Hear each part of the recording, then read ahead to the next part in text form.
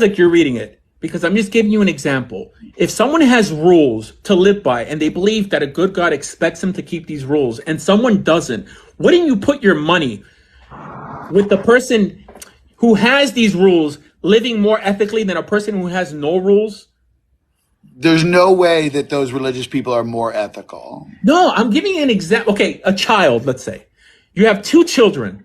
One child has rules that he believes God gave him to be ethical on this planet, and another child has nothing. Who's going to be more ethical? In the vast majority of cases. Nothing, right?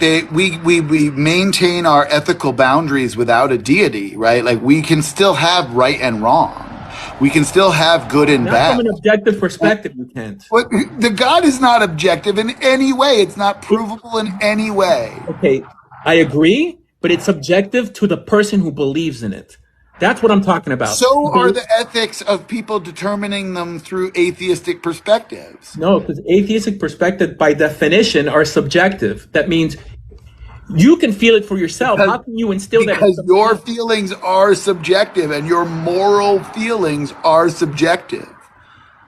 Not if you're convinced that a good God gave you an immovable ethical standard. If you're convinced of that, it's objective to you. An atheist can never make such a statement. That means you could feel it's wrong to unalive squirrels, right? But you cannot articulate that to someone else who's also an atheist, because he's going to be like, are you trying to make yourself God? Right? That's good for you. It's not good for me. You can't build a society off that. This is why ethics worldwide is not built off of atheism. It's And built. so you're back to talking about manifest destiny and the righteous authority given to you by an imaginary friend.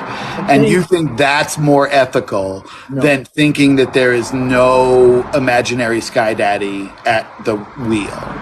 Right? Like if someone is letting God control their decisions, right? They are not making ethical or moral decisions. They are relying on their imagination and their interpretation of nebulous at best religious texts about deities. I have no issue with that.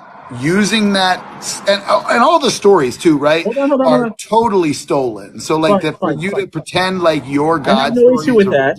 is ludicrous. I have no issue with that. My question is, who makes the world a better place? People who believe in these fairy tales or people who don't?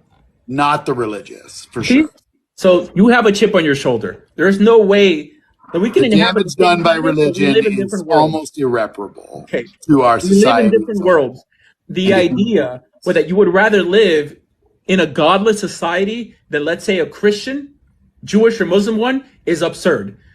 You would rather live with people walking around creating morality for themselves than people who study the Bible. Ethical laws that I'm pretty sure in the vast majority of cases you consider ethical as well. Right, because you've only brought down really only one or two examples. The Bible is just filled with misogynistic nonsense. I won't say that is always true of Judaism, because at least they don't necessarily believe in a personified God. But the whole idea of God being a male is just nonsense. All of the stories. I knew that it was going to boil down to this. I knew that it was going to boil down to a left versus right. Nonsense. It's a left versus right. You are clearly on the left. Yeah. Okay, you are like, why is it that we can't have someone who's conservative arguing for atheistic or an agnostic position? It's always because of the limit of their vocabulary. I'm sorry? Like conservative people don't have the vocabulary necessary to be in a discussion about that. No, but the simple fact that you consider the Bible as hating women, because that's what being a misogynist is, right, means that we view the world differently, right? Completely differently. That's convenient for you, but we can see the impacts in real life of the misogyny of like, and again, this is America, right? So when I talk about it, I'm talking about the Protestant branch of colonial manifest destiny and what we have used for religion in this country to marginalize, genocide, and enslave. So let's put it to the test. Okay. So being that the Bible is very, like you said, misogynistic, would you say that a Christian woman, a religious Christian woman, is more chaste than an atheistical woman? I don't see where you're going to put this value on chaste. Again, but it's like setting up No, your just say own yes or no. boundary.